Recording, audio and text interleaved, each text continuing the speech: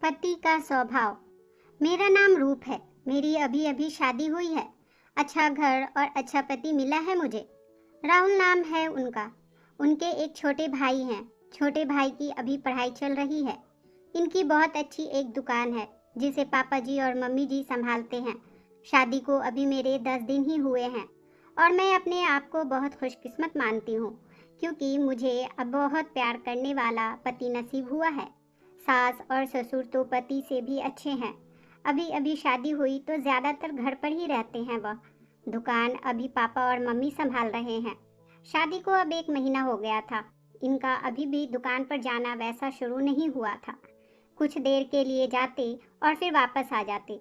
सुबह पापा जी ही जल्दी उठकर दुकान खोलते और देर रात तक वही दुकान पर बैठते थे। मम्मी जी उनके लिए खाना ले जाया करती थी या दिन भर मेरे पीछे ही घूमते। मैंने इन्हें बोला कि अच्छा नहीं लगता, अब आप रेगुलर दुकान पर जाना शुरू करिए, वरना पापा मम्मी कहेंगे कि मैंने आपको कंट्रोल कर रखा है। उन्होंने बोला ऐसा कुछ नहीं होगा, वो सब बातें तुम मत सोचो। एक दिन हमारे कमरे की नल की टंकी खराब हो गई थी तो हमारे बाथरूम में पानी नहीं आ रहा था, तो मुझे नहाने के लिए हॉल के बाथरूम में जाना पड़ा। मेरे पति तब तक सो रहे थे। मैं बाथरूम में नहाने गई। कुछ ही सेकंड के बाद वो भी उठकर दरवाजे के बाहर आ गए और बाहर से ही मुझे आवाज़ देते हैं, रूप तुम अंदर हो क्या? मैंने बोला हाँ, अपने रूम में पानी नहीं आ रहा था इसलिए मैं बाहर आकर नहा रही हूँ। फिर जब तक मैं नहा कर वापस नहीं आई तब तक वो दरवाजे के बाहर ही खड़े रहे। ऐसा वो रोज़ करने लगे। एक दिन वो बाथरूम में नहा रहे थे तब कोरियर वाला एक आया। कोई था नहीं तो मैं रिसीव करने के लिए दरवाजे पर चली गई। मैं अभी उससे बात ही कर रही थी कि यह बाथरूम से टॉवेल में ही भाग कर आए। आते ही मुझे जोर से कहते हैं कि तुम अंदर जाओ। फिर उसके जाने के बाद किचन में आकर मुझसे कहते हैं कि इस तरह अनजान आदमी से बात करना सेफ नहीं है, तुम आगे से ध्यान रखना। फिर इसके बाद मैंने कई बातें देखी, जैसे जब हम बाहर जाते थे तब वो मुझे इधर उधर नहीं देखने देते थे। कहीं खाना खा रहे होते थे तो मेरी नजरें कहाँ है, मैं किसे देख रही हूँ, देखते रहते थे। बार बार अपनी जगह बदलते रहते।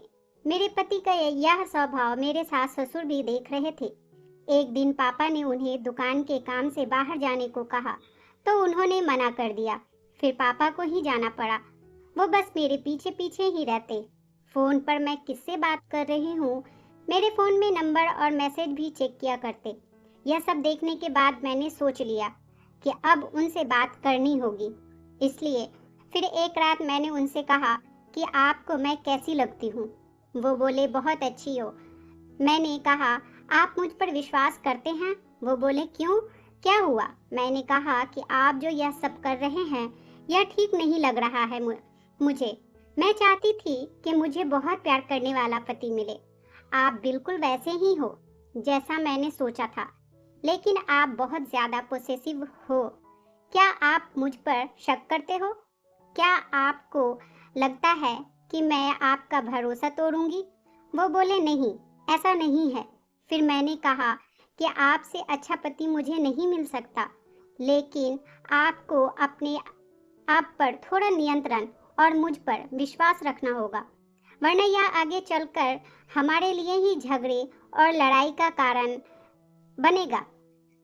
मुझे पता है शायद आपको मुश्किल लगेगा, लेकिन आप थोड़ा थोड़ा बदलिए खुद को। मैं आपके साथ हूँ। वो बोले हाँ, मैं कोशिश करूँगा।